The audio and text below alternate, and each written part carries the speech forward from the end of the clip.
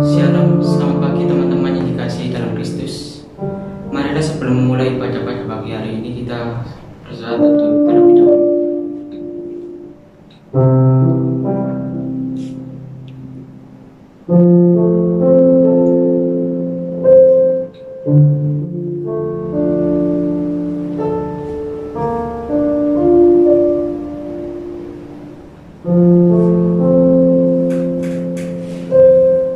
Arahkanlah hatimu kepada Tuhan untuk kita memuji dan menyembah-Nya. Saat ini, ibadah kita dimulai dalam nama Allah Bapa, Allah Putra, dan Allah Roh Kudus. Amin. Sebelum memulai ibadah pada pagi hari ini, kita bersama-sama menyanyikan Ku Bersyukur Bapa.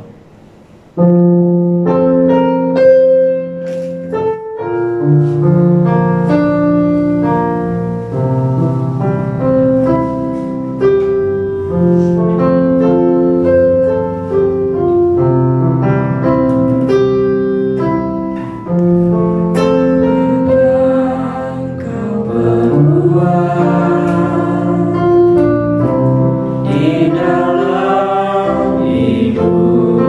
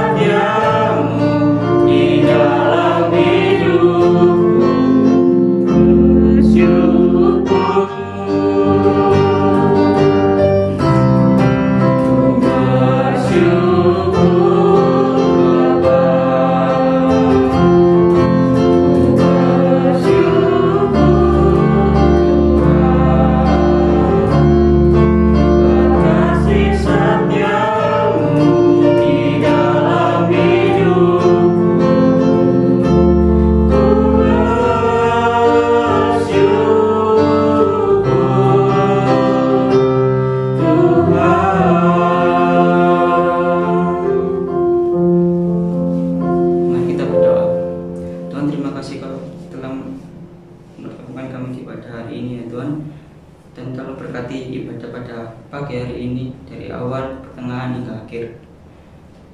Tolong Tuhan berkati, Tuhan lindungi dan Tuhan sertai.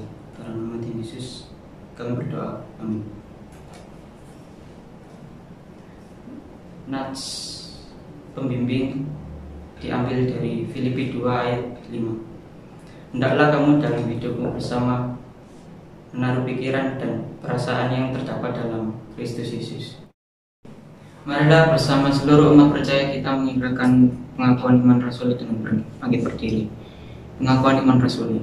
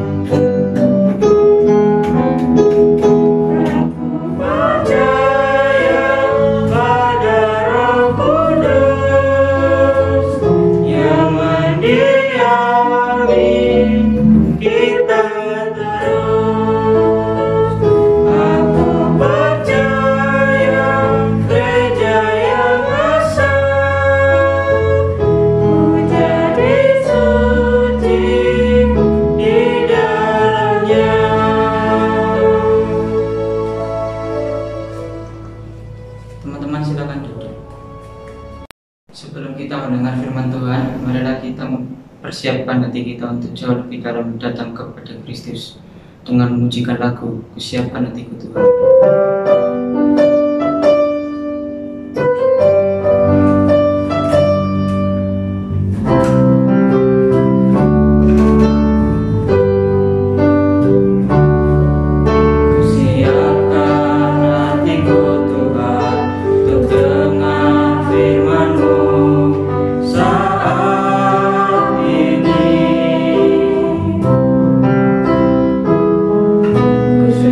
Menyembahmu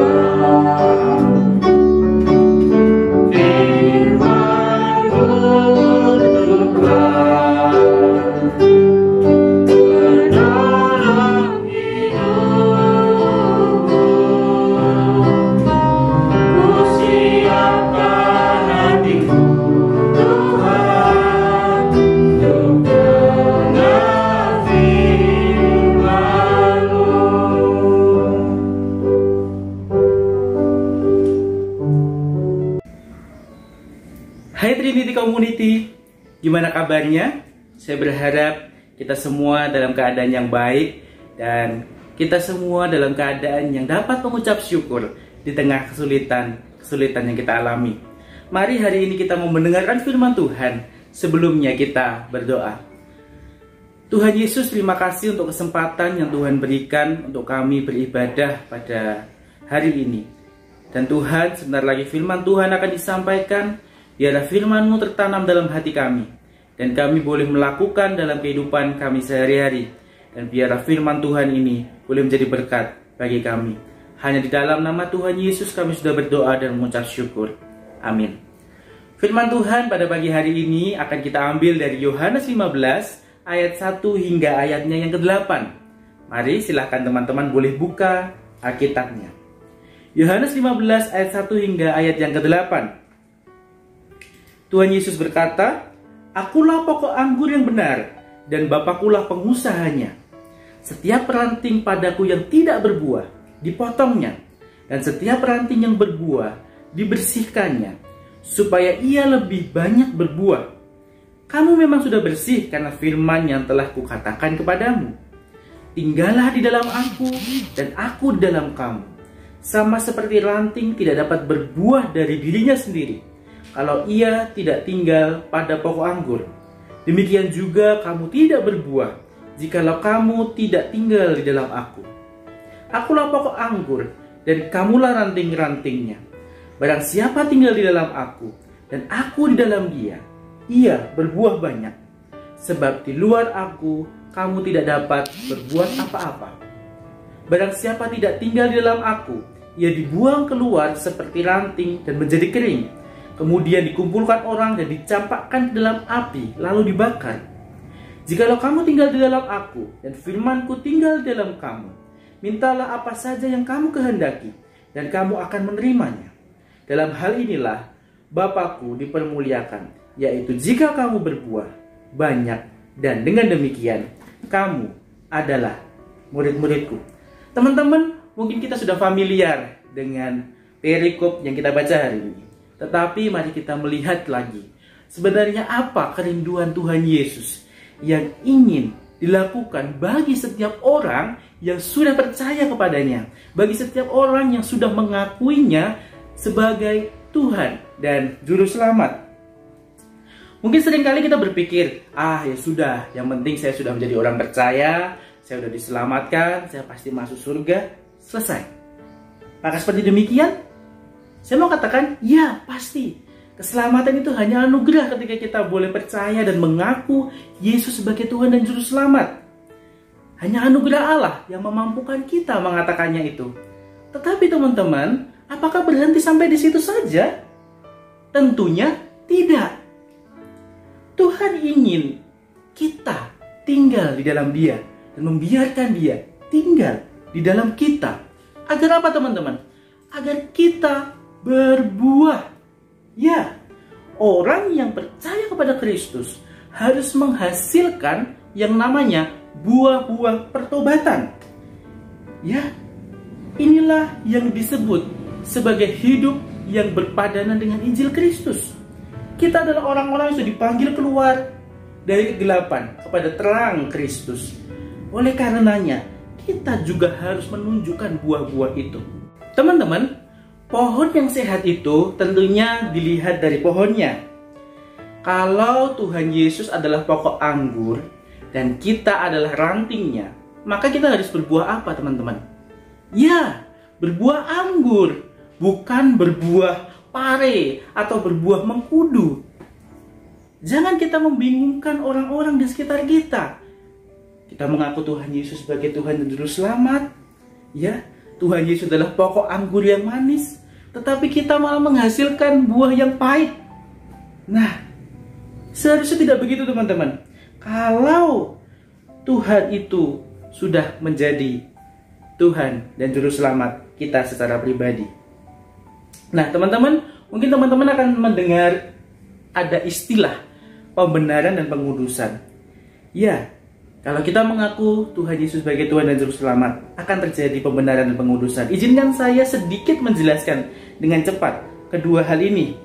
Teman-teman, Jadi Tuhan itu sebenarnya ingin manusia itu berelasi dengan Dia. Allah menciptakan Adam dan Hawa. Tetapi jadi masalah teman-teman, manusia tidak taat dan jatuh ke dalam dosa. Dan dosa itu diturunkan kepada semua keturunannya. Ya, termasuk saya dan semua manusia. Nah, sehingga manusia ketika lahir itu memiliki natur dosa. Teman-teman kalau nggak percaya nih, kalau nggak percaya, coba waktu teman-teman kecil. Ketika teman kecil, pernah nggak ada yang ngajarin teman-teman berbohong?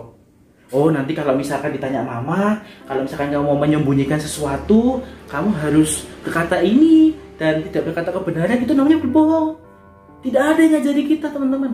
Tetapi kita dengan pandainya berbohong. Nah, ini teman-teman contoh bahwa manusia itu sebenarnya membawa natur keberdosaan itu sejak lahir. Nah, teman-teman, kemudian manusia ingin menggapai Allah.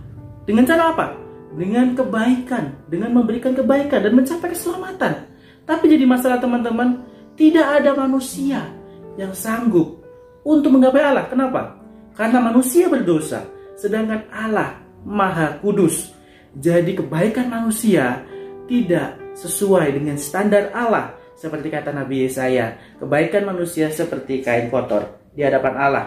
Akhirnya Allah berinisiatif untuk mengirim putranya Yesus Kristus datang untuk mati dan bangkit, yang untuk menebus dosa manusia, sehingga setiap orang yang percaya kepadanya dibenarkannya, seperti dalam firman Tuhan dalam Roma 3 ayat 23 hingga 24. Karena semua orang telah berbuat dosa dan telah kehilangan kemuliaan Allah, dan oleh kasih karunia telah dibenarkan dengan cuma-cuma karena penebusan dalam Kristus Yesus. Ya, semua orang berbuat dosa, kehilangan kemuliaan Allah, tapi karena penebusan Yesus Kristus kita dibenarkan.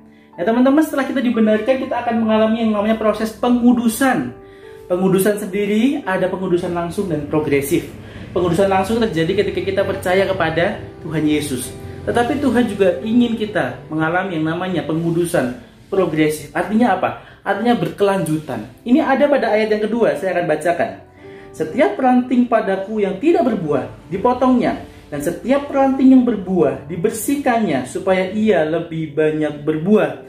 Nah, teman-teman, ada penafsir yang bilang begini, ini dipotong bukan untuk dibuang, tetapi bahasanya adalah lifted up. Jadi artinya apa? Ketika dipotong, ranting-ranting yang tidak berbuah dipotong ini, dia akan dipindahkan caranya ke tempat-tempat yang lebih tinggi, yang kena sinar matahari, agar dia berbuah lebih banyak. Demikian juga yang sudah berbuah, dia dibersihkan sehingga dia boleh berbuah lebih banyak lagi. Nah, jadi ini mengisyaratkan sebuah hal, teman-teman, yaitu apa? Adanya proses, ya. Tuhan ingin memproses hidup kita agar semakin hari kita semakin serupa dengan Tuhan Yesus. Teman-teman, mungkin proses itu tidak menyenangkan. Tuhan mengizinkan kita untuk mengalaminya, supaya semakin hari kita semakin serupa dengan Dia. Bagaimana orang bisa dikatakan tangan banting, teman-teman, kalau dia tidak pernah mengalami kejatuhan? Bagaimana dia bisa mengatakan seseorang itu punya kasih yang murni kalau dia tidak pernah sakit hati? Jadi semua itu Tuhan izinkan untuk memproses kita, sehingga tinggal bagaimana respon kita ketika kita mengalami semua itu.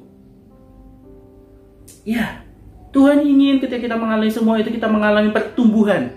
Dan setiap hari, setiap waktu, kita semakin serupa dan hidup berpadanan dengan Injil Kristus yang telah membenarkan dan menguduskan kita. Teman-teman, simple hari ini khotbahnya, yaitu intinya adalah kalau kamu mengaku orang percaya kepada Tuhan Yesus dan telah diselamatkan, maka kamu harus menghasilkan buah yang sesuai. Nah, jadi masalah, apa buahnya, teman-teman? Apa buahnya? Ya, ada di ayat ke-12 jawabannya. Yohanes 15 ayat 12, saya akan bacakan. Inilah perintahku, yaitu supaya kamu saling mengasihi, seperti aku sudah mengasihi kamu. Ya, Buahnya itu adalah kasih. Kasih kepada Allah dan kasih kepada sesama. Ya, sebelum saya lanjutkan, saya ingin kasih rambu-rambu teman-teman. Jangan sampai teman-teman menyalahartikan kata kasih ini. Memang kasih adalah dasar dari kita melakukan segala sesuatu. Tetapi kita tidak pernah membenarkan kejahatan atas dasar kasih. Atau kasih yang murni tidak pernah melakukan kejahatan yang bertentangan dengan firman Tuhan. Ya, misalkan saya punya teman B. B ini sering diganggu, diusilin begitu ya sama si C. Nah, karena saya mengasihi B, maka saya membalas dendam kepada si C. Dan bersama-sama si B membalas dendam dengan si C. Nanti kamu bilang bahwa ya ini kan atas dasar kasih. Nah, ini tidak benar teman-teman. Kasih yang sejati tidak mungkin melakukan kejahatan. Ya, membenci orang lain, membalas dendam itu adalah kejahatan. Jadi kasih yang sejati tidak pernah bertentangan dengan firman Tuhan. Ini yang perlu kita tekankan. Tapi memang semua yang kita lakukan harus berdasarkan kasih dan berdasarkan firman Tuhan. Teman-teman, buah itu harus diwujud nyatakan. Kasih itu harus diwujud nyatakan. Lalu mungkin kita bertanya, gimana caranya untuk wujud nyatakannya? Ya, ada kasih kepada Allah, ada kasih kepada manusia. Mungkin akan saya berikan beberapa contoh saat ini. Kalau misalkan dalam hal ibadah maupun pelayanan, kenapa kamu melakukan semua itu? Apakah karena karena orang Kristen ya udahlah wajarnya kita beribadah dan melayani, atau karena dipaksa orang tua, atau supaya terlihat keren? Nah, ini zamannya YouTube ini supaya kelihatan keren gitu kan? Saya mau pelayanan gitu ya. Apakah seperti itu? Atau karena dipaksa lo selisa? Ya, di WA gitu ya, di telepon, kalau nggak ditelepon nanti ditelepon orang tuanya ya, supaya teman-teman beribadah dan juga melayani. Apakah seperti itu? Atau kita beribadah dan melayani karena kita mengasihi Allah? Mari lakukan semua itu karena kita mengasihi Allah, teman-teman. Ya. Lalu misalkan dalam hal kasih kepada sesama, gimana kita mempraktekannya? Ya, kita sudah memberikan jawaban kepada setiap kita. Seperti yang ada dalam kitab Galatia ya, surat Paulus kepada jemaat di Galatia. Ada buah-buah roh ya. Sukacita, damai sejahtera, kesabaran, kemurahan, kebaikan, kesetiaan, kelemah lembutan, penguasaan diri. Ya, itu adalah bentuk-bentuk dari kasih, teman-teman. Kalau kita di dalam keluarga, ketika kita di rumah, gimana sikap kita? Ya, teman-teman, nggak banyak loh, atau misalkan banyak loh orang Kristen di luar sana. Kalau di luar diminta tolong teman-teman begitu dengan baik, dengan rajin dia akan melakukannya. Tapi ketika diminta oleh orang tua, dia langsung memberontak, dia langsung marah-marah. Ya, tidak ada penguasaan diri, tidak ada kesabaran. Apakah kita seperti itu? Seharusnya tidak. Kita harus menjadi orang yang mempraktekkan kasih dimanapun berada. Baik di gereja, di sekolah, di lingkungan, maupun di dalam rumah itu sendiri. Lalu contoh lain teman-teman. Kalau kita dalam pertemanan kita, bagaimana pertemanan kita ini? Mungkin ada istilah toxic friendship. Apakah teman-teman kita adalah teman-teman yang toxic? Atau bahkan kitanya jadi toxic bagi teman-teman kita? Atau kita dalam pertemanan yang saling memberkati? Coba cek komunitasmu. Apakah kamu saling membangun atau saling menjatuhkan orang? Apakah kamu saling terbuka atau malah ngomongin orang, ngomongin teman kita di belakangnya?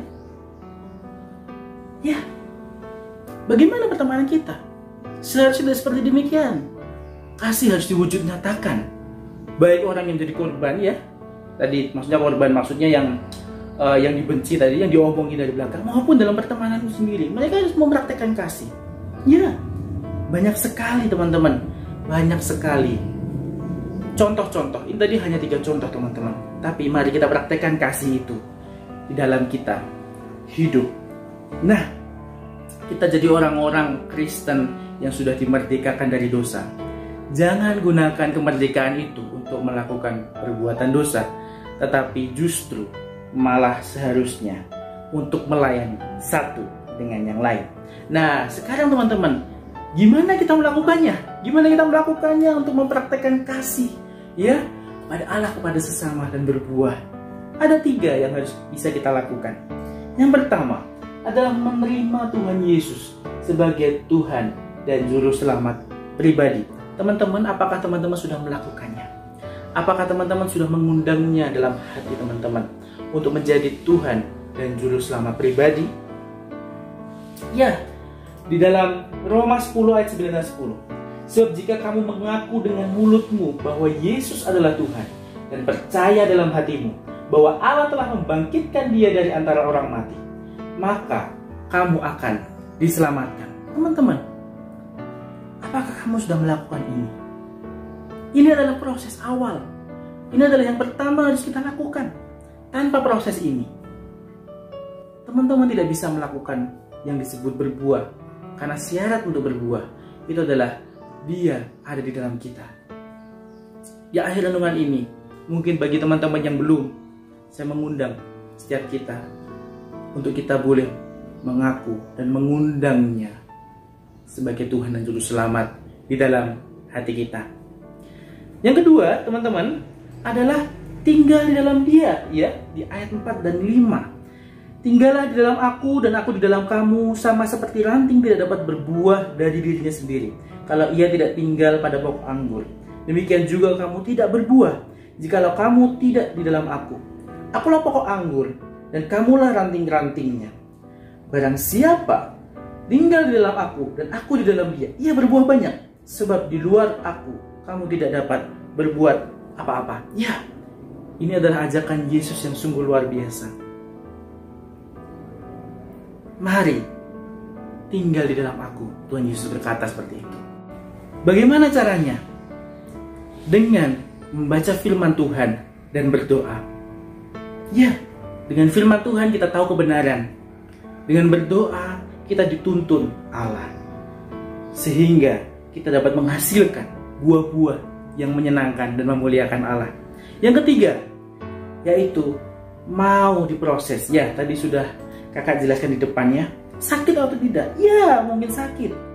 Tuhan mengizinkan kita untuk mempertemukan kita dengan orang-orang yang menyakiti kita, agar kita belajar mengasihi. Mungkin Tuhan juga mempertemukan kita dengan kesulitan-kesulitan ekonomi yang harus kita alami. Tetapi itu semua agar kita mau bergantung kepada Allah dan memiliki iman yang tahan uji di hadapan Allah. Bagaimana respon kita ketika kita menghadapi proses ini? Menentukan bagaimana kamu menghasilkan buah yang sesuai dengan firman Tuhan. Ya, yuk teman-teman, kita adalah orang-orang percaya kepada Tuhan Yesus. Kita hasilkan kasih sebagai buah kita dengan bersandar kepada firman dan kuasa Allah. Teman-teman, tadi saya sudah sampaikan, mungkin kalau ada teman-teman yang belum menerima Dia sebagai Tuhan dan Juru Selamat, mari saya undang bersama-sama, ikuti doa saya untuk mengundangnya secara pribadi. Karena ini adalah syarat dan langkah pertama ketika kita mau hidup berbuah dalam Tuhan. Ikuti doa saya. Tuhan Yesus, saya manusia berdosa. Yang saya tahu, Tuhan Yesus datang ke dunia untuk mati dan bangkit menebus dosa manusia. Saat ini Tuhan, saya mengundang Engkau untuk masuk ke dalam setiap hati kami. Kami mau menerima Engkau sebagai Tuhan dan Juru Selamat. Terima kasih Tuhan, dan biarlah kami boleh berbuah untuk kemuliaan nama Tuhan. Dalam nama Tuhan Yesus kami berdoa. Amin. Tuhan, kami juga berdoa untuk anak-anak-Mu Trinity Community di mana mereka berada. Biarlah mereka yang sudah mengaku percaya kepada Kristus boleh menghasilkan buah yang lebat yang memuliakan nama Tuhan dengan mengasihi-Mu dan mengasihi sesama. Pakai kami menjadi alat-Mu, menjadi kesaksian bagi banyak orang dimanapun kami berada. Di dalam nama Tuhan Yesus kami telah berdoa dan mengucap syukur. Amin. Selamat hari Minggu, Tuhan Yesus memberkati. Biarlah firman Tuhan barusan mampu kita renungkan dan kita lakukan dalam kehidupan kita sehari-hari. Marilah Kita mengakhiri ibadah ini dengan menyanyikan lagu Sana Aku Memuji Tuhan.